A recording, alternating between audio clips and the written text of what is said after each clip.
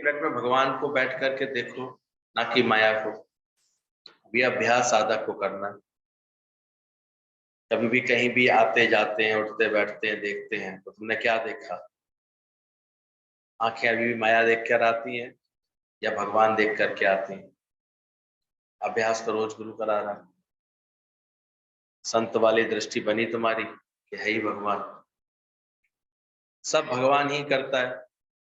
मैं एक तिनके को भी तोड़कर दो टुकड़े नहीं कर सकता हूँ, और भला क्या करूंगा? ये भी समझ हमें ज्ञान से ही मिलती है। शक्ति किसकी कार्य कर रही थी? कौन करा रहा था? हर वक्त इसका विचार करो अपने अंदर। कौन चलावे, कौन हिलावे, मन में सुमरन करिए। एक संत शांत करके मौन में बैठा था। किसी ने पूछा, मौन में चुपचाप बैठे हो, थके नहीं हो? संत ने कहा, ये मन रूपी कुत्ता ऐसा मिला है, सारा दिन बैठ करके संभालता हूँ, कहीं किसी प्यारी चीज में या किसी नाम रूप में ना अटक जाए, कहीं कुछ व्यर्थ ना बोल बैठूं, सारा दिन बैठकर खुद को संभालता हूँ, आत्मा में रहता है ऐसे ज्ञान। ये भी नहीं समझना मौन में बैठा हुआ ज्ञानवान सजग नहीं है, सावधान नहीं। कहता मैं बहुत बिजी हूँ। दुनिया को संत लोग लगते हैं तो बड़े खाली बैठे हैं, उनके पास कोई काम नहीं, कोई बात नहीं, पर ऐसा नहीं है। यानी कहता है मैं सारे समय बिजी रहता हूँ। किसमें बिजी रहता हूँ? मैं सारे समय इस मन कुत्ते को चेक करता रहता हूँ, किसी में तो नहीं अटक रहा और किसी से तो नहीं अटक रहा। मतलब किसी में अटकना यानी राग तो नहीं कर रहा किसी बात से, ऐसा ही हो जाए, ये बहुत अच्छा हुआ, ये बहुत अच्छा, फलाना बहुत अच्छा। क्या अच्छा क्या बुरा? ना किसी से अटकता, खामा खा। इसका स्वभाव है, उसका संस्कार है, उसकी मति है, इसमें भी अटकते रहते हैं। सत्संग के बाद और अधिक हम देखते हैं, कभी कभी तो दोष दिखने लगते हैं दूसरों के। क्यों दिखते हैं? क्यों अटके तुम किसी में? यानी अपने को ही फिट करके रखता है उसको, वो अपनी वृत्ति आत्मा से नहीं हटने देता। तो शांत करके जब संत बैठा था तो आकर के पूछा, बोले ये मन रूपी कुत्ता ऐसा मिला है, सारा दिन बैठ कर संभालता हूँ, कहीं किसी प्यारी चीज में या किसी नाम रूप में तो नहीं अटक रहा, कहीं कुछ व्यर्थ तो नहीं बोल रहा, सारा दिन बैठकर खुद को संभालता हूँ, आत्मा में रहता है ज्ञानी। इसलिए उसका प्रेम भी आत्मिक होता है और अपनी आत्मा में ही होता है, और उसमें ऐसा अभ्यास होता है कि फिर कोई और दूसरा उसको विक्षेपता में ना ला सके। बड़ा अच्छा पॉइंट हम लोग पढ़ रहे थे। खुशनसीब वो नहीं है इसका नसीब अच्छा है, वो खुश नसीब नहीं कहते। अक्सर यही सोचते हैं कि बड़ा खुश नसीब है, देखो गाड़ी है, घोड़े है, बंगले हैं, ये सब है। और गीतावन ने बोला खुश नसीब वो है जो अपने नसीब में खुश रहता है। इसका वास्तविक अर्थ यही है, खुश नसीब। कहाँ खुश रहना है?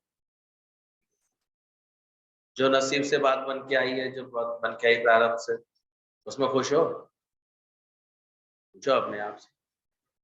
एक होता है कि भाई चलो अब क्या करें, तो सत्संग कर रहे हैं ना। एक सत्संग समझने के लिए करता है, स्थिर होने के लिए करता है। सत्संग उसकी वैल्यू बढ़ाता है। तो हमेशा देखना वो अपने को खुश नसीब समझे सही अर्थों में, या अभी भी कंपैरिजन चलता है, फलाना ना खुश है ना, बहुत नसीब उसका अच्छा है। और खुश नसीब कब बोला गया? अच्छे लग रहे थे वचन कल। जब तुम दूसरे को खुश करने में लगे रहते हो तो फिर इस पीड़ा से भर जाते हो कि कोई खुश होता ही नहीं। इच्छा रखते हो अगर, और अगर इसके विपरीत ये स्वभाव बनाओ कि मुझे अपने को हर हाल में, चाहे कोई कैसा भी चल रहा है, मुझे खुश रखना है अपने आप, तो ये तुम्हारा सुख बन जाएगा। और जहां तुम ये चाहोगे दूसरे को सुखी करूं, दूसरे सुखी करूं, तो ये कभी ना कभी तुम्हारा दुख बन जाएगा। तो उसमें अंतर क्या है दोनों बात में? ज्ञान की बात समझो, इसका अंतर। ज्ञानी ने ऐसा स्वभाव बनाया है, फिर कोई कैसे भी चले वो अपने को सुखी रखता है, वो सबके साथ एडजस्ट है, वो सबके साथ कैसे भी स्वभाव संस्कार का कोई है उसके संग प्यार रखता है और प्यार से उसके दिल में भी घर बना लेता है, और धीरे धीरे अपने व्यवहार से ऐसा विवश कर देता है कि लोग उसे प्यार किए बिना रह नहीं पाते। मतलब वो खुद ही खुश है। अब उसकी खुशी इस कारण से थोड़ी कोई अच्छा बोल रहा है, कोई मान सम्मान दे रहा है तो वो खुश है, या कोई पूछ रहा है तो वो खुश है। वो खुश है, उसने अपने को ऐसा बनाया है कि मुझे कुछ किसी बात से मैं दुखी कभी होऊंगा ही नहीं, मैं तो आनंद में हूँ। ये है 5 कोश की यात्रा करके वो ऐसे अपने आत्मा के घर में बैठा है, देहाध्यास से ऊपर होकर के बैठा है। ऐसे ज्ञानी के लिए बोला वो सदा आनंद में रहता है। तो सारा दिन बैठकर खुद को संभालता हूँ कि आत्मा में रहता है कि नहीं। सूखे पीपल के पत्ते की तरह रहो, कहीं भी तुम्हारी मर्जी नहीं चलेगी। ये बहुत बड़ा अभ्यास है, जो करता है वो इसका आनंद लेता है। ज्ञानवान सूखे पत्ते की तरह है, हुक्म की हवा जहां उसको ले जाए। और शुरू में इसके लिए बहुत अपनी मैं भी हटानी पड़ेगी, आदतों में भी सुधार करना पड़ेगा। हम देखते हैं दादाजी कहीं भी बड़े आराम से कितने कितने दिन भी रह सकते हैं। से देखा जाए तो निवास तो बॉम्बे में, लेकिन 3-4 महीने तक बड़े प्रेम से वहां रह गए वो, माउंट आबू की तरफ 3 महीने तक रहते रहे। ज्ञान यज्ञ वहीं चलता रहा, लोग वहीं आते रहे। अज्ञानी को अपना पलंग, अपना तकिया, अपना ये बार बार ख्याल आएगा। उसके मन ने एक सुख का केंद्र बना लिया अपना घर, अपने रिश्ते नाते वो उसका सुख का केंद्र बना हुआ है, तो बार बार उसका दिमाग उधर चलेगा। ज्ञानी के अंदर ऐसा कोई है ही नहीं केंद्र, इसलिए वो जहां लेटा है वहीं आनंद में, जहां रखता है भगवान वहीं अपने को खुश करता है, वहां ही निष्काम प्रेम कर रहा होता है। उसके प्रेम के लिए जरूरी थोड़ी कि फलाने फलाने लोग हों जिनसे मुझे प्रेम करना है, जो आ जाता है सामने। हम लोगों को रोज थोड़ी देखते हैं दादाजी, लेकिन जब भी सामने जाते हैं क्या महसूस करते हैं? उनसे प्यार कर रहा है। इस आर्ट को जो समझ लेता है, तो उनके प्रेम का आधार कोई मैं अज्ञानी क्या है, बस मैं मेरे कोई, इसलिए वो जबरदस्त मोह का रूप बन जाता है उसका। फिर वो तकलीफ देता रहता है उसको, अंदर ही दुखी करता रहता है। ऑब्जर्व करो गुरु को तो इस तरह से ठीक से करो, वो तो नहीं अटका है, वो तो उससे उपराम बैठा हुआ है। उसके लिए तो चाहे कोई भी आ जाता है सामने, उसका तो प्यार है। उसका प्यार किसी कारण से भी नहीं है, उसका प्यार कोई स्वार्थ से भी नहीं है। ये भी भावना से नहीं कि नहीं नहीं आज आया है तो ये कल भी आएगा, क्या पता। उसकी मत ही, उसको अपना उद्धार की चिंता होगी तो अपना नियम बना लेगा, प्रेरणा दे सकता है उस वाणी से, बाकी उसकी मर्जी। खुद देखते हैं जो अपना नियम बना करके चलते रहते हैं वो तो इस ज्ञान के रंग में रंग जाते हैं, बाकी तो बस आना जाना करते रहते हैं। कैसे उनके पास इतने विचारों के कांटेक्ट है, क्या करें बेचारे। कभी किसी का फोन आ जाएगा, कभी कोई काम आ जाएगा, कभी कोई काम निकल आएगा उनके पास, और जिसने दिल है एक दे दिया, एक को दे दिया, बात खत्म। अब उसको कहाँ का कोई खेच आएगी, कहीं से भी आएगी नहीं। वो ऑटोमेटिक सत्संग के लिए खिंच के आ जाएगा, उसे कुछ ऐसा महसूस ही नहीं होगा अंदर से। उसके तो सब चीजें ऐसे अंदर से छूटती चली जाएंगी, सरती चली जाएंगी। तो ज्ञान से देखना तुम्हारे अंदर ऐसी शांति आ रही है, ऐसे मर्जी से चल रहे हो, सूखे पत्ते की तरह, पीपल के पत्ते की तरह, हुक्म की हवा तुम्हारे भाव, इसलिए उसे मुख से बोलने की आवश्यकता ही नहीं पड़ेगी, ऑटोमेटिक लेके चलेगा परमात्मा से। हाँ, व्यवहार कुशलता उसके अंदर होती है, वो तुरंत जैसा देश वैसा वेश बनाने में भी उसको दिक्कत नहीं आती है, क्योंकि मन के अंदर कोई चॉइस ही नहीं है जो दुखी करे उसको।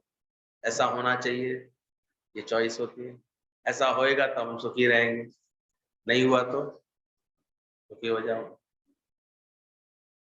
वो अभ्यास करके अपने मन को चॉइसलेस बनाता है।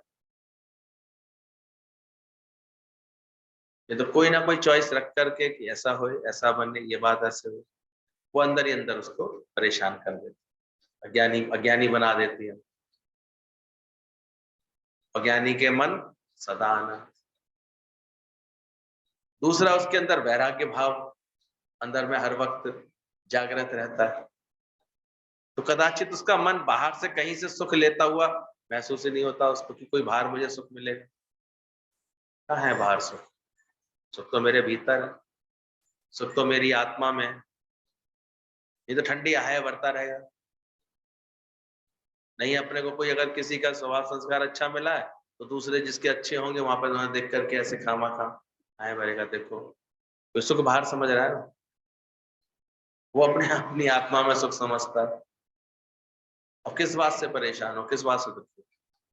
दिल मिले तो मिला, नहीं तो रहेंगे प्रेम से अकेला। उसे कोई दिक्कत ही नहीं होती ज्ञानवान को, इसलिए उसे किसी की गर्ज नहीं रह आती। हाँ, दूसरा कोई भले गर्ज रख करके उसके साथ करे, आए बैठे, तो भी प्यार करता है उसमें, उसमें भी नहीं अटकता। कोई उसके गर्ज का भी फायदा नहीं उठाता कभी। पड़ी ना गर्ज, आए तो गर्ज, ऐसे भी नहीं कभी सोचता किसी के लिए। वो बस प्यार है, प्यार किए जा रहा है, बात कर।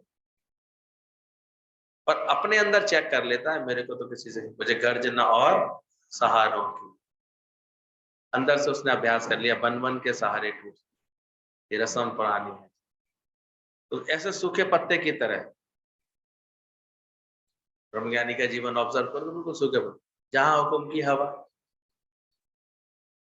तो देख रहे थे अच्छे खासे रोज गीतावान के लेटर्स का अभ्यास चल रहा था बड़े आराम से। आई हुक्म की हवा, मंगलवार तो मंगलमय हो गया, हनुमान जी के लिए हो गया पूरा। पर सत्संगियों ने उसमें भी जो हमने देखा, धीरज रखा, शांति रखी, पूरे भाव से सुना, पूरे प्रेम से सुना सुंदरकांड को। जैसा भी होता है, ज्ञानवान के अंदर कितनी सही एडेप्टेबिलिटी आ जाती है ज्ञान के बाद। उसके बाद कल उसका भाव ऐसे खींच के ले गया अपने आप को। वहां भी प्रेम करके चले आए, जा क्या रहा था, फिर अपने अभ्यास में बैठे हुए। हम्म हम्म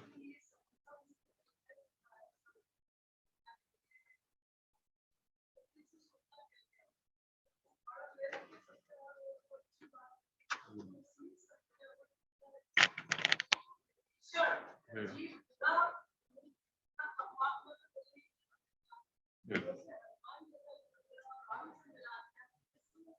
ये उसका सुंदर कांड हो गया।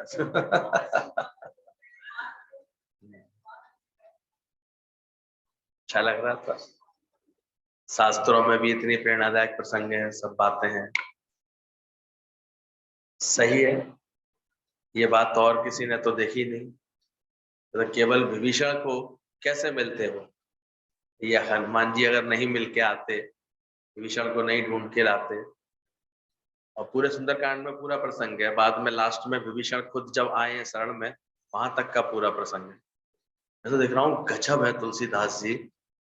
उन्होंने एक तो इतनी भाषा को ऐसे बांध के रखा है, तो छंद दोहे और बीच में के चौपाइयां, ये इतनी बिल्कुल विस्तार से। और कहते हैं जो हिंदी की नॉलेज रखते हैं, बोले एक एक मात्रा भी इनकी, मतलब एक धोए की अगर इतनी मात्रा होनी चाहिए तो इतनी मात्राओं में ही है पूरा पूरा। कितनी महाकाव्य ये अपने आप में, कितना सुंदर रचना किया गया, कितने भावों से, मतलब कैसे किया होगा ये भी अद्भुत है।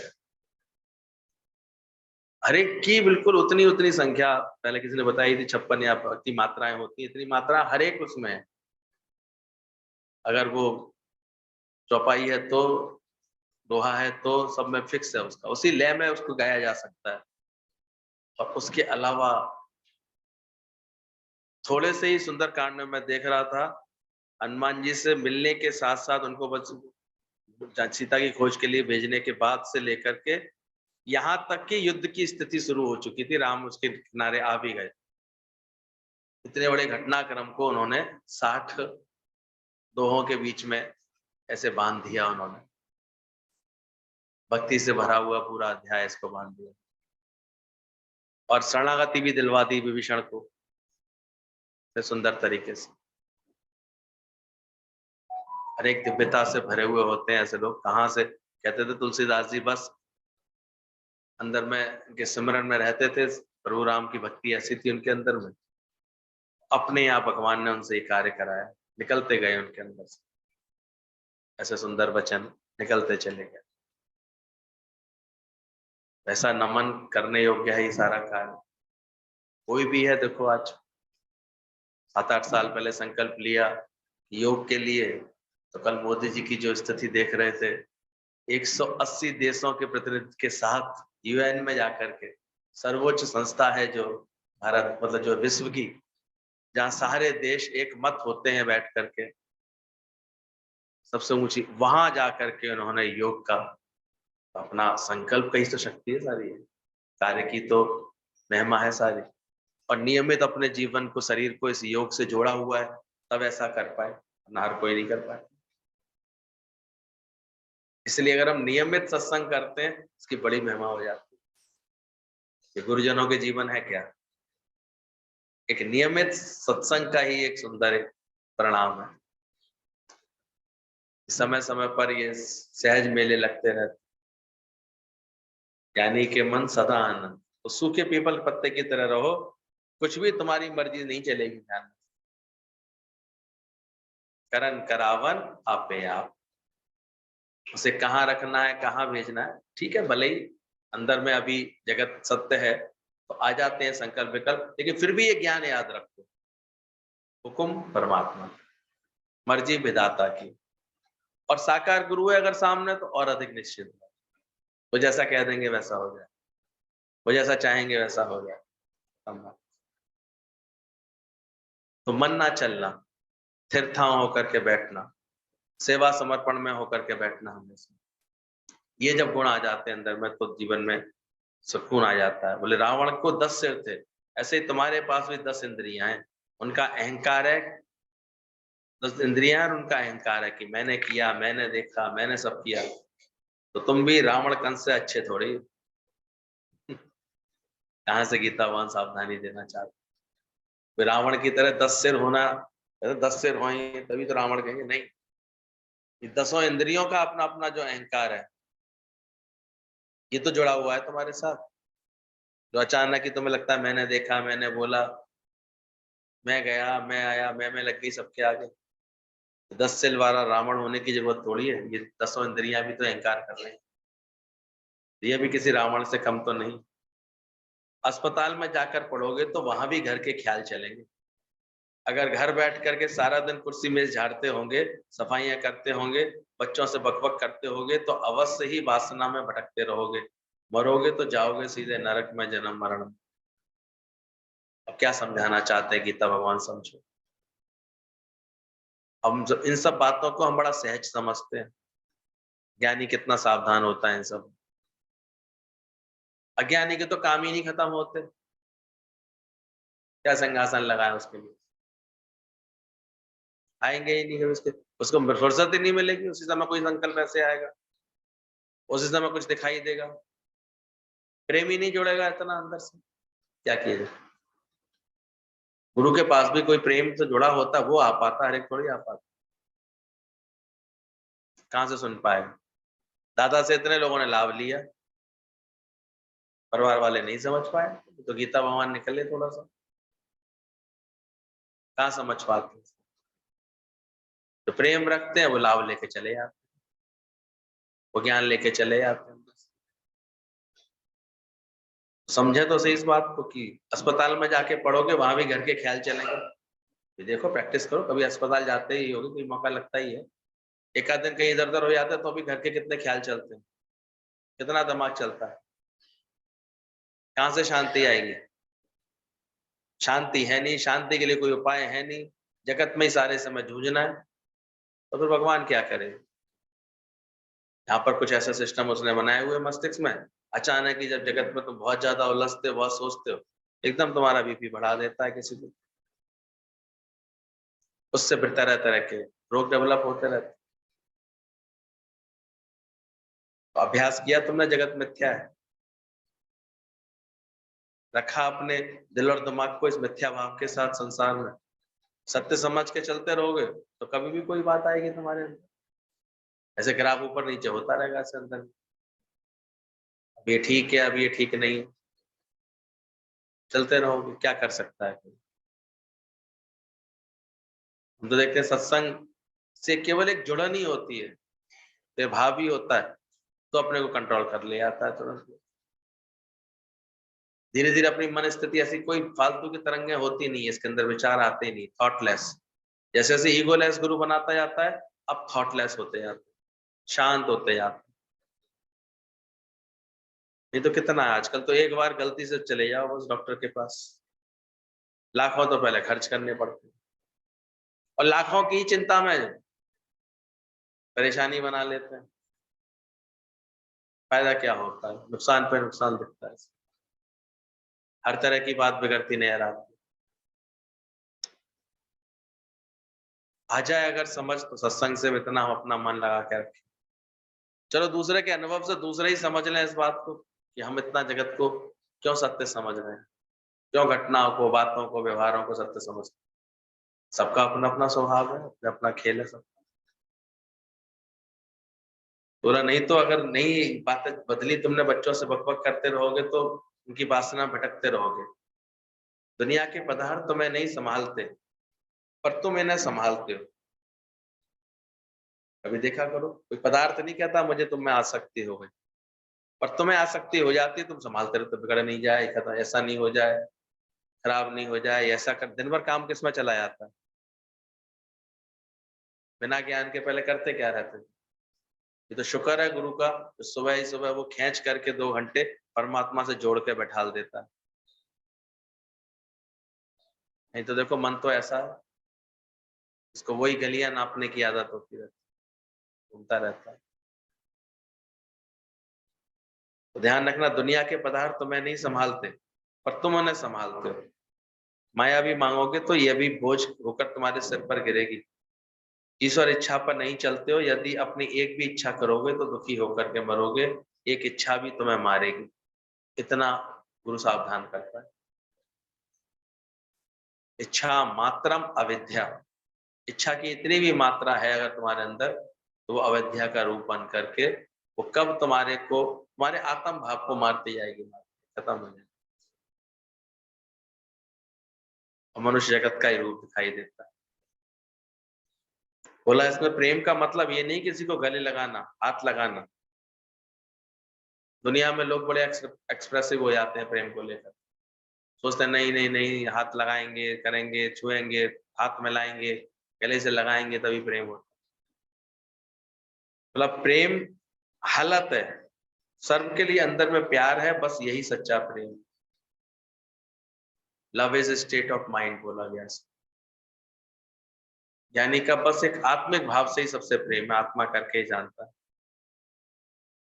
गुरु अपना ज्ञान विज्ञान सब तुम्हें बताता है। अच्छा, गुरु भी प्रेम करता है, उस प्रेम का क्या फल है, वो कहाँ बुलाना चाहता है, सत्संग बैठो, ज्ञान समझो, ज्ञान से अपने आप को विकसित करो, ज्ञान आकर के कैच करो। तो गुरु अपना ज्ञान विज्ञान सब तुम्हें बताता है, पर तुम गुरु से सब छिपाते हो। गुरु भाई सब आपस में बन करके बैठते हो, तब से ये गीतावान को ये बीमारी दिखाई देती थी। उन्नति होती है गुरु के साथ, आज्ञा में चल के गुरु की उन्नति होती है, लेकिन मन का एक ये बड़ा पुरानी आदत है,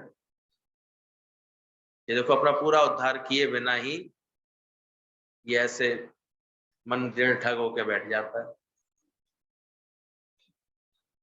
आपस में बस जहां पे उसको ठहराव आ गया, संतुष्टि आ गई, वहीं रखे बैठ जाता है, फिर आगे की उन्नति छोड़ देता है। कोई सेवा मिली, आगे उसमें और उन्नति हो सकती है, या कल आई कहीं प्रशंसा मिल गई तो वहीं ठहर के बैठ गए, वहीं से प्रभावित होकर बैठ गए। इससे भी बचना चाहिए। बोले गुरु भाई सब आपस में बन करके बैठते हो। अब ये कोई गुरु जो इतना प्रेम सिखा रहा है, तुम आपस में प्रेम करते हो, क्या गुरु को कोई बुरा लगेगा? पर प्रेम उसके कारण तुम्हारा अंदर का ज्ञान बढ़ जाता है और तुम अपने अपने आत्म उद्धार को भूलने लगते हो। वो गुरु को बुरा लगता है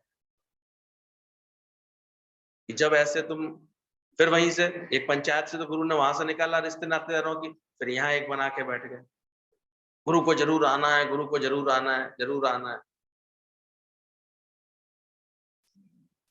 पंचायत तो यहाँ भी हो गई तुम्हारी, क्या फायदा हो। अब तो और मुसीबत हो गई है, रिश्तेदार तो फिर भी 50-60 थे, गुरु के तो ये 200-250 है, बुलाना है उन्हें, बुलाना है।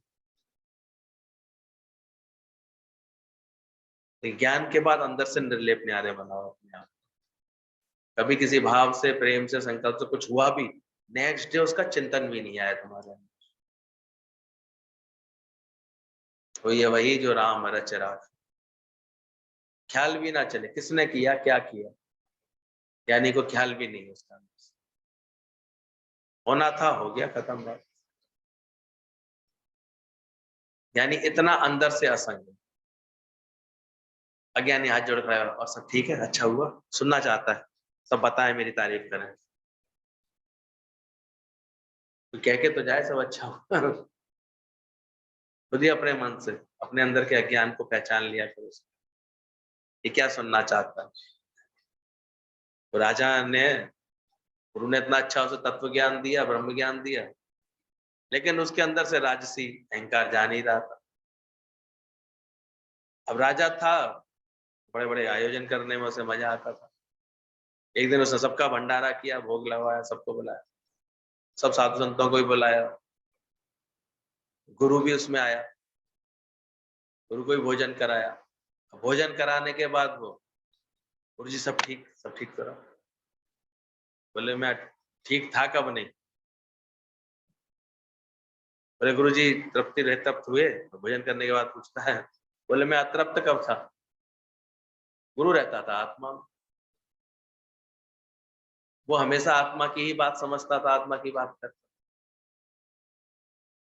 तब गुरु ने कहा राजा तू रहेगा वैसा कि कितना भी तेरे को आत्मा समझा रहा हूं, तो अभी भी ये समझ रहा है मुझे कोई इन सब का सुख मिलेगा क्या, ये देख करके मुझे सुख मिलता है।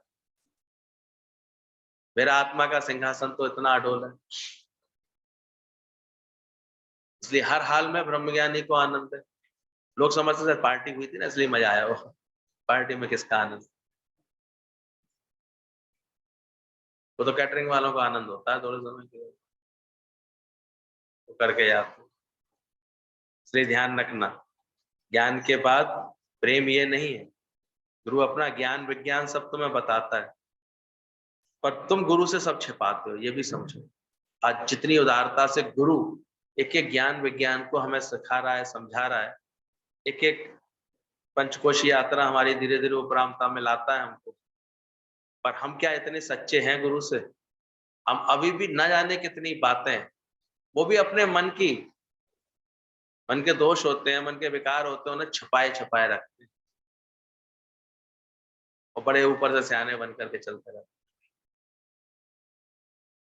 लेकिन जो सच्चे होते हैं वो गुरु से कुछ छिपाते नहीं, वो सीधे गुरु से अपनी बात करते। उस समय ये बात बोली गीता भगवान ने कि तुम गुरु से छिपाते हो, गुरु भाई सब आपस में बन के बैठ जाते हो, तो क्या वो तुम्हारा उद्धार करा रहा है। आपस में एक दूसरे को सलाह कर ली तो उससे उद्धार हो जाएगा क्या। इसलिए जो बात होती है जब तक गुरु के आगे नहीं आती, गुरु से आज्ञा नहीं ले ली जाती, गुरु को बता के जो कार्य होते हैं उन कार्यों में स्वभाव वो हमारे जीवन को गढ़ते, ये भी सावधानी रखनी। ये तो ऐसे भी बहुत मिल जाते हैं डेढ़ ठग बीच में, अरे गुरु के पास कहाँ पढ़ते, लाओ मैं ही समझा देता हूँ, तुम मन को ऐसे भटकाते रहेंगे तुम्हारे। लेकिन जो जानता है गुरु की महिमा, जो समझता है, वो गुरु से ही अपना सही बात समझ करके, और ये भी आगे बताई कि ज्ञान में आने के बाद मतलब गुरु अपना ज्ञान विज्ञान तुम्हें बताता है, सब बेस जिसकी है वह फिर बेस के सिवाय है, निराकारी साकार होकर के आया है। बार बार इस ज्ञान को समझो, क्योंकि मन है कि यहाँ भी चतुराई दिखाता है, पिता का बेटा था जो खिलौने बनाता था पिता, बेटा भी बनाने लगा। बेटे के भी हाथ में कुशलता थी। वो जब खिलौने बना करके बिकने लगा, उसका खिलौना भी 4 आने का बिकने लगा। पिता ने कहा बेटा और अच्छा बनाओ। आगे बढ़ा तो और 2 आने ज़्यादा मिलने लगे, 6 आने का बिकने लगा। पिता ने कहा बेटा और अच्छा बनाओ। अब तो उसका पूरा 12 आने का बिकने लगा। पिता ने कहा बेटा और फिनिशिंग अच्छी करो और अच्छा करो। ₹1 का बिकने लगा। उसके कीमत बढ़ती जा रही थी उसके खिलौने की। और बढ़ाओ और उसके करके ₹2 तक का भी बिकने लगा उसका खिलौना। लेकिन पिता के पास जब भी आए, पिता एक ही बात बोले, बेटा और मेहनत करो और इम्प्रूव करो और देखो बिल्कुल हूबहू बन रहा है कि नहीं, अच्छा बन रहा है कि नहीं, और कलर्स में दिमाग लगाओ कौन सा अच्छा डाल सकते हो। तो कहता है अरे रहने दो पिताजी, आपका तो ₹1.5 का ही बिकता है, मेरा तो ₹2 तक का बिकने लगा। फिर भी आपको तो बस यही कहना कि और अच्छा। पिता मुस्कुराया, बोले बस अब तेरी कीमत इससे ज्यादा नहीं बढ़ पाई। जो तू ये ऐसी इस भावना को नहीं आने देता तो तेरी कीमत न जाने कितनी बढ़ती। पर अब तूने कंपैरिजन कर दी, ऐसी बात सोची। तो ऐसा ही मन है ये, गुरु के साथ जो उन्नति हो सकती है उसको छोड़ करके ये फिर इधर-उधर भटक जाता है, इसी जगत में अटकता रहता है। सीखो गुरु के पास बैठ कर के, क्या मैं किसी को जगा सकता हूँ? क्या मेरे अंदर ही क्षमता आई मैं किसी को 2 वचन प्रेम से बोल करके उसे उसके स्वरूप में टिका दूँ? क्या ऐसी अंदर से मेरे अंदर निर्लिप्तता आई कि मैं भी निर्लिप न्यारा होकर के बैठूँ और किसी को भी कर दूँ ऐसे, वो भी निर्लिप होकर के बैठे, वो भी जगत से न्यारा होकर के बैठे। तो ज्ञानी के पास हर समय इस सच का अभ्यास रहता है वो। तो बोला आत्मा में ना ज्ञान में, ना अज्ञान में, ना द्वैत में, ना अद्वैत में, आप ही आप है बस। आत्मा में ये सब कुछ नहीं है, ना ज्ञान है ना अज्ञान। मुक्ति की इच्छा भी नहीं है, ब्रह्म के सिवाय जगत है ही नहीं।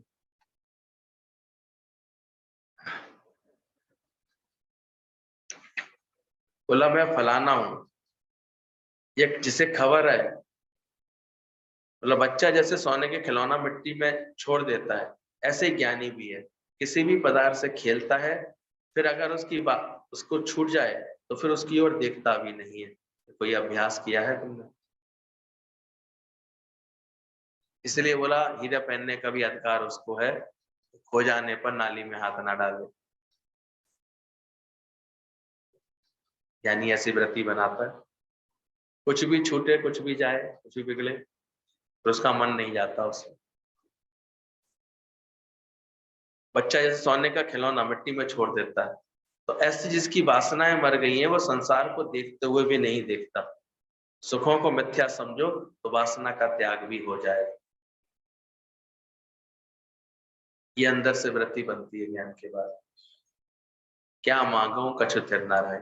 इसलिए वो जगत में कहीं भी बैठा भी हो तो भी वहां से निर्लेप न्यारा हो। इसकी वासनाएं मर गई हैं, वो संसार को देखते हुए भी नहीं देखता। क्या जानना, क्या पहचानना? आपने पहचाना मैं कौन हूँ? हम क्या पहचाने? तू ही अपने को पहचान ले, तू ही अपने को नहीं जानती। हम तो जानते हैं कि सब आत्मा है, तुम भी जान लो अपने आप। तो वासना का क्षय करना ही ज्ञान होता है। वासना को त्याग जब आएगा तो आत्मा आनंद तभी पाएगा। जिसकी वासनाएं मर गई है, मन बसता नहीं है किसी बात में, हट जाता है एकदम, तुरंत वहां से हट जाता है।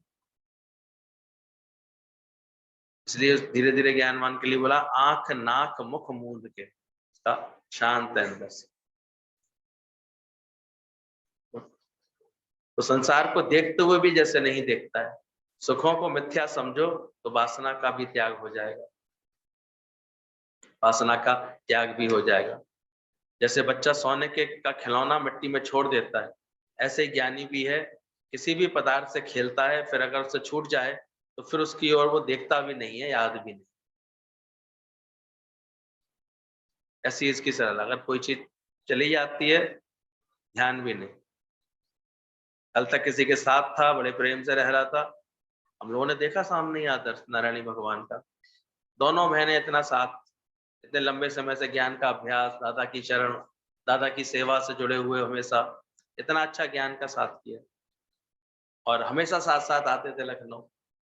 लास्ट टाइम जब वो आए, अकेले आए, तो किसी ने प्रश्न किया, आपको शांता जी की ऐसे ख्याल नहीं आता उनके लिए? नहीं आता, हमेशा उनके संग ही रहते थे। कहते थे शीशे के सामने से अगर चीज हटा दी जाए तो शीशे में फिर क्या उसका अस्क आएगा? हमने अपने अंतःकरण को ऐसे शीशे जैसा बनाया हुआ है। चीज है सामने तो अक्स पड़ रहा है, हट गई चीज तो शीशे में उसका रिफ्लेक्शन आएगा। तो हमारे अंदर क्यों आएगा? सोचो, संग रहने वाले, एकमात्र आधार, साथ साथ रहने वाला जीवन। लेकिन ज्ञान कितना पक्का है? हम तो कहते हैं हमें तो रोज ख्याल आ जाता है, जब भी फोटो देखती हूँ तो ऐसे क्या हो गया, क्यों हो गया, क्यों चले गए। पर ज्ञान होता है जब अंदर में, तब ये सब चीजें खत्म हो जाती है बस।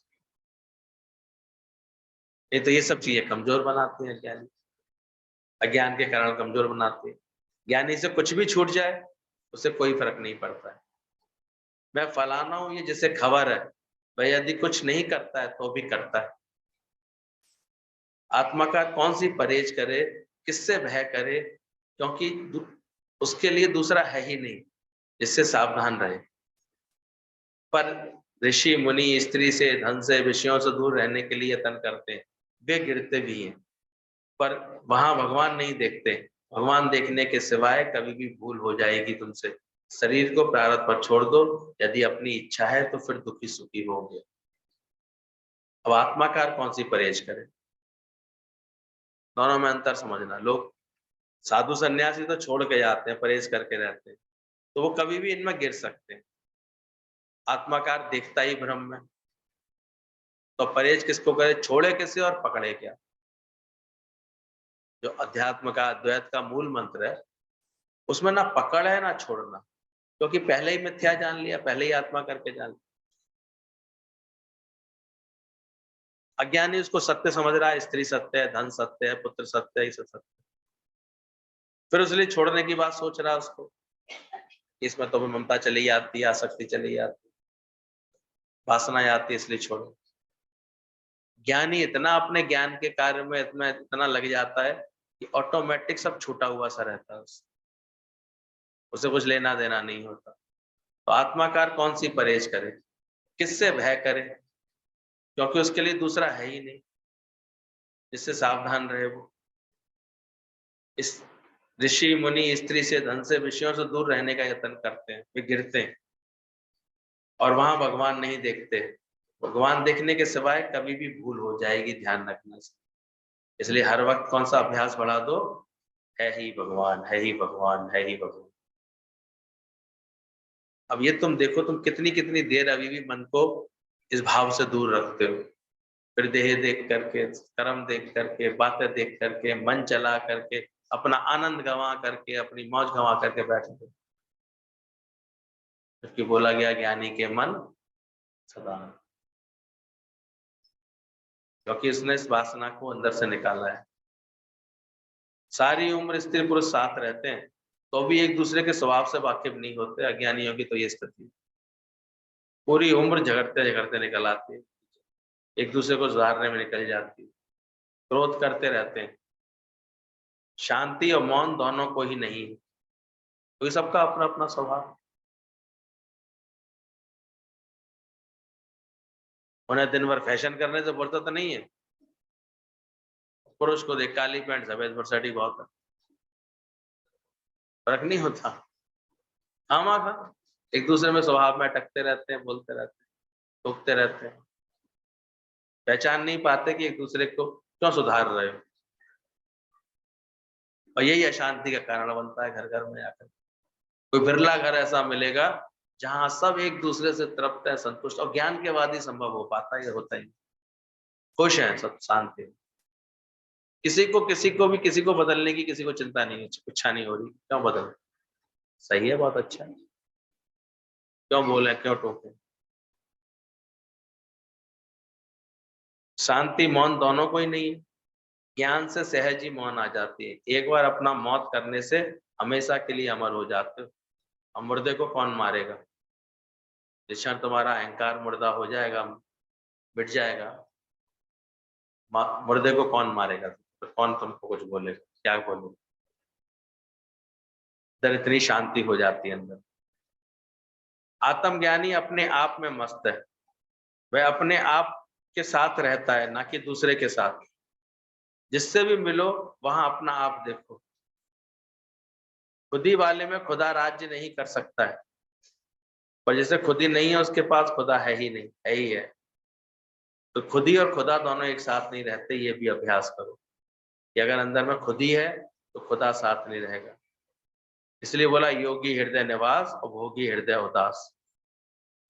एक बार गुरु के सामने बैठ कर के निश्चय करना है कि मैं ही तो हूं। तब तक गुरु को नहीं छोड़ो, तब तक ये पक्का निश्चय ना हो जाए हर एक के साथ, सब में क्या दिखे, मैं ही तो हूं, मैं ही तो हूं। तो बोला गुरु के पास से प्रसाद लेकर के नहीं गए तो घर जाकर के तुम्हारा जल्दी से आत्मा से फात्मा हो जाओ। ये ओम सदगुरु प्रसाद, गुरु के पास कौन सा प्रसाद ग्रहण करो? ओम का। कहते थे ना सतराणी कथा में, एक औरत प्रसाद लेकर के नहीं गई, घर पहुंची तो आदमी मर गया। ऐसा ही होता है। तो ठीक से ये बात समझ के नहीं जाएगा ना ज्ञान में बैठ करके कि सब मैं ही तो हूँ, सब मैं ही तो हूँ, तो घर पहुंचते ही उसकी आत्मा क्या हो जाएगी? खात्मा। आत्मा के लिए बताई जा रही, कुछ और मत समझ में। बाकी कथाओं में तो ऐसे प्रसंग बताए जाते हैं कि औरत प्रसाद लेके नहीं गई तो घर पहुंची तो क्या हुआ, उसके आदमी, उसके घर के बच्चे, पढ़िए सत्यनारायण कथा, मर गया। फिर वो रोती रोती दौड़े दौड़ी गई, फिर प्रसाद लेकर के आई, फिर सब ठीक। तो तुम्हारा भी जो आत्मा का इतना सुंदर भाव गुरु बनाता है, घर पहुंचते ही क्या हो जाता है? खात्मा हो जाती है। कुलपति परमात्मा तुम्हारा नहीं हो सकेगा फिर अगर इसी प्रकार गुरु के पास से उनका प्रसाद नहीं लेकर के जाओगे तो फिर विधवा हो जाओगे। ऐसी कड़वी कड़वी बातें बोली है गीता भगवान। तो यहाँ बोलते हैं शुभ शुभ तो बोलो, और वास्तव में क्या हो जाएगा? तुम अपने परमात्मा से मिलकर के एक नहीं हो पाओ।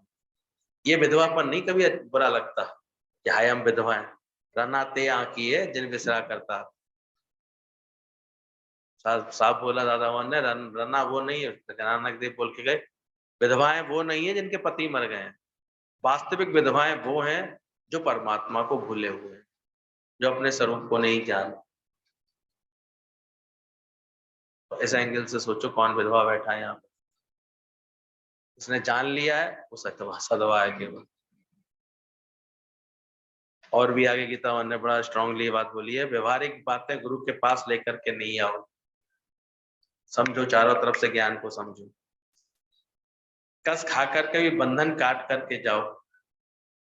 अब गुरु से ये मत पूछो कि मैं क्या करूं, पैसे मांग रहा है पैसे दे दूं, कुछ कह रहा है ऐसी मान ले। गुरु को इन सब से मतलब नहीं है। गुरु बस एक बात डालना चाहता तुम्हारे अंदर, ये हमसे मत पूछो कि पैसे दूं क्या, घर वालों से कैसे चलूं, जैसा चाहो वैसे चलो, पर जाकर के मरो और मुक्ति पाओ। लक्ष्य तुम्हारा मुक्ति है, अब उसमें तुम्हें जैसा करना पड़े। लक्ष्य देखो तुमने पाया, बंधन रहित हुए। ये जो वाणियां हैं जो बंधन खोलने वाली खुलवाने वाली, ये इनका अभ्यास करो अंदर। घर जाकर के ये देखो मैंने मुक्ति पाई। ये छोटी छोटी बातें गुरु को नहीं बताएगा, नहीं नहीं बताएगा कि ऐसा करो। गुरु जी छोटी छोटी बातें नहीं बताएगा कि ऐसा करो ऐसा करो। क्या भी जाकर के करो, पर अपनी जान छुड़ाओ दुनिया से, संबंधियों से। ये है असली मर्म, अगर अपनी आत्मा में टिकना है तो। इसलिए ऑटोमेटिक गुरु एक समझ दे देता है, वो समझ अपना काम करती है। अगर तुम्हें मुक्ति की अभिलाषा है, मुक्त होना है, तो घड़ी घड़ी ऐसे मत खड़े हो जा, क्या करूं फिर मैं क्या करूं, मुक्त होना है, त्याग दो उनको जो दुर्वासना भरे मन। ये पूछना क्या, तुम्हें खुद ही अंदर से रहना चाहिए, तो सब सुंदर समझ होनी चाहिए। जो समझ जो तुम्हारा टाइम किल कर रही है बातों ने खुद छोड़ो, जो तुम्हें सत्संग से ज्ञान से दूर कर रही है उन बातों को खुद अपने जीवन से हटाओ। क्या लेना देना। और देखते भी हो जो सुख राम भजन में, सत्संग में, और किसी बात में है। अनुभव बना हुआ पूरा। 3 घंटे का सत्संग का, 2 घंटे सत्संग का समय रहा, वो समय देख लेना, बात का समय देख लेना। मिलता क्या है जगत से बेकरारी कैसे हो। पर खुद तुम्हारे अंदर ये वैराग्य है कि क्या है दुनिया का नजारा ढेर वालों के। बाकी व्यवहारिकता अपनी समझदारी होनी चाहिए। गुरु का आशीर्वाद तो हर समय रहता है, और उनके साथ वो महसूस करते हैं जो अपने को जगत के हर बंधन से मुक्त करते जाते हैं। और मुक्त करने का मतलब कोई भागना नहीं है, अंदर की आसक्ति का त्याग है, अंदर की वासना का त्याग। बाकी इतने तो शिष्टाचार ज्ञानवान के अंदर होते हैं कि अगर कोई उसके यहाँ कोई कार्यक्रम है, कोई बात है, तो उसको इतने प्रेम से, सहजता से उसको पूरा सिस्टम से करता चला जाएगा, आराम से, बिना अटके। समय से उसका सारा कार्य पूरा होगा, निश्चिंत होकर के वो बैठेगा, और उसके बाद उसे ख्याल भी नहीं होगा कि उसने कुछ किया। क्योंकि करण करावन आपे आप, मानुष के कछु नहीं हाथ। तो ध्यान रखना, आत्माकार के लिए थोड़ा बंधन भी नहीं बनता। आत्माकार के लिए थोड़ा बंधन भी नहीं बनता। ऐसे कह करके छुट्टी मत पाओ कि नहीं, थोड़े से तो बंधन रखें अपने ऊपर, थोड़ा सा तो अपने ऊपर हम रखेंगे। दुनिया की जिम्मेदारी, इसलिए तो देखो कहाँ आती है पसंद है, ज्ञान की बातें हमारी दुनिया में मन रखने वालों को समझ में आएंगी? कभी नहीं आएंगी समझ में। इसलिए सच्चा गुरु किसी बिरले को मिलता है, भाग्यशाली को मिलता, मिलता ही नहीं है ही नहीं, दुनिया में मिलेगा कहाँ से। पूजा पाठ कर्म कांड ये सब रीति रिवाज कराने वाले बैठे, कौन मिलता है जो तुम्हें आत्मा में जगाए। पर सच्चे ज्ञान की लगन जिसको लगे आती है, वो अपने आनंद में झूमता है, वो दौड़ता है, अपने अभ्यास में लगा रहता है, सारा अभ्यास अपने अंदर का, बाहर से भी कुछ नहीं सोचता। आत्माकार के लिए थोड़ा बंधन भी नहीं बनता। जैसे आंख में थोड़ा सा भी तिनका अच्छा नहीं लगता, उलझन हो जाती है, ऐसे थोड़ा सा भी मोह, थोड़ा सा भी बंधन, थोड़ा सा भी दुख अच्छा नहीं लगेगा उसको। कि कभी उसको दुख के अंदर का ख्याल भी आ रहा है, या मोह के कारण कुछ ऐसे अंदर में आ रहा है कोई भाव, उसको अंदर से अच्छा ही नहीं लगेगा। यहाँ वहां से इकट्ठा करके बच्चों के लिए रखते हो, उनको खिलाते हो, तो वापसी में क्या देंगे? जब अपनों से निकाल करके वही प्रेम दूसरों के लिए रखोगे, तो तुम अपनी मोह की बीमारी से छूट पाओगे। उपाय तो गुरु बता देता है, और जो कर लेंगे वो तो ठीक हो जाएंगे, वरना तो माया मोह ऐसी सबको ऐसे बांधे रखती है। यानी अपने लिए नहीं सोचता है, 2 रोटियों का पक्का भरोसा है उसे। अब ये भगवान की गति है, वो टोटली निरीक्षा है, इसलिए कभी भी चिंता नहीं करता। और अज्ञान तो खामा चिंता कराता रहता।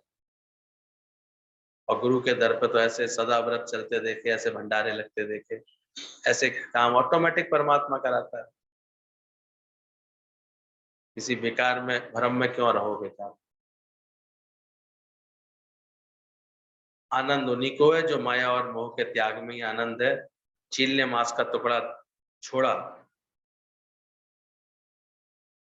ये तो ये मन का स्वभाव ऐसा चील जैसा है, एक टुकड़ा देखते ही वो आकाश में उड़ने वाली चील एकदम से नीचे आ जाती है। तो ये मन ऐसा होता है। अभ्यास तो इतना बड़ा भी करना है कि जो कल के लिए एक पैसा भी रखता है कि कल काम आएगा, वह बड़ा अज्ञानी है।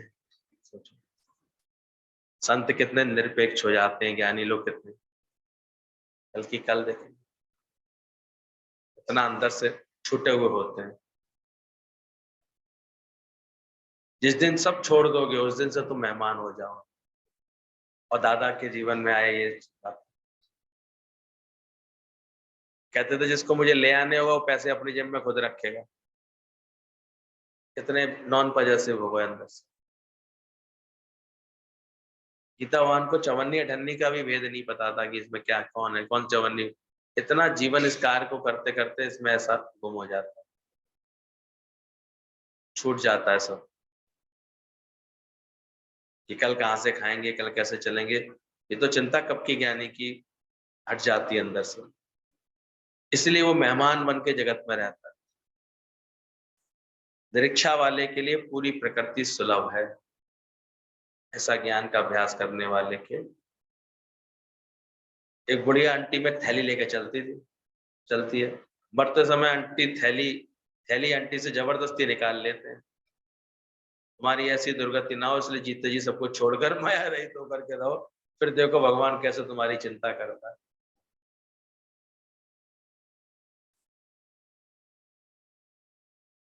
नहीं तो बाद में सब निकाल के, एक बुढ़िया को बड़ा टेंशन हो गई, अब मरूंगी तो मैं ये क्या करूंगी, जीते जी तो कुछ दिया नहीं, बहू से बड़े उसके 36 के आंकड़े रहते थे, उसके लिए तो उस दिन से तो बिल्कुल नहीं दूंगी मैं कुछ नहीं।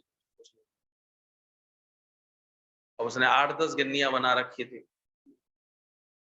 छुपा छुपा हर समय आंटी में बांधे रखती थी, बहुत से ऐसे मिल जाए, न सुख लेंगे न लेने देंगे किसी को। अब आखिर जो है मरने का समय आया, उसे और कुछ नहीं सूझा, बोले कि मैं इसको अपने संगी ले आती हूँ। केला मंगाया उसने, केले में एक एक गिन्नियां सेट करी और खा गई, केले के सहारे लील गई सारे।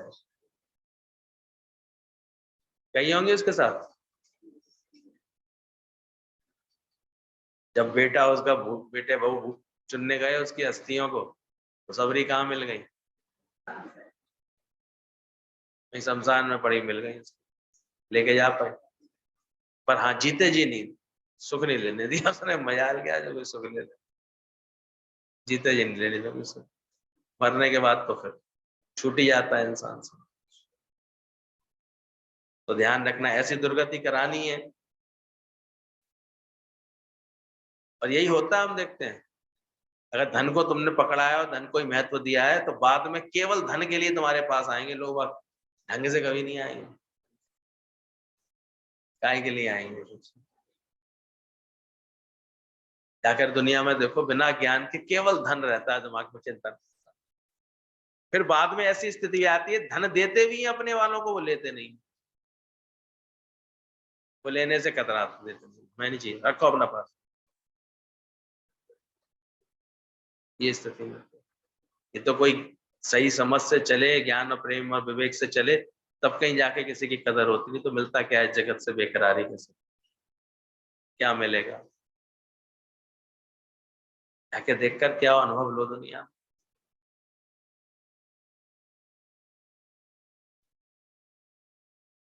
लेकिन गुरु की शरण में जब बैठते हैं, गुरु कैसा भी हमारा जीवन होता है, गुरु भगवान देख देख करके उसको तार देता है, तारना सिखा देता है। ज्ञानी इसलिए अपने लिए नहीं सोचता, दो रोटियों का पक्का भरोसा है, भगवान की गति है, बाकी टोटली निरीक्षा है वो।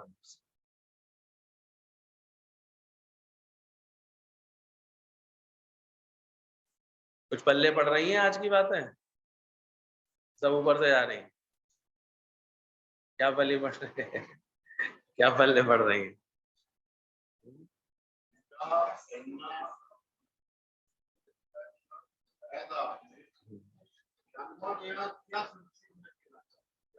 वो बिल्कुल भी जगत को सत्य नहीं समझता, माया को मिथ्या कर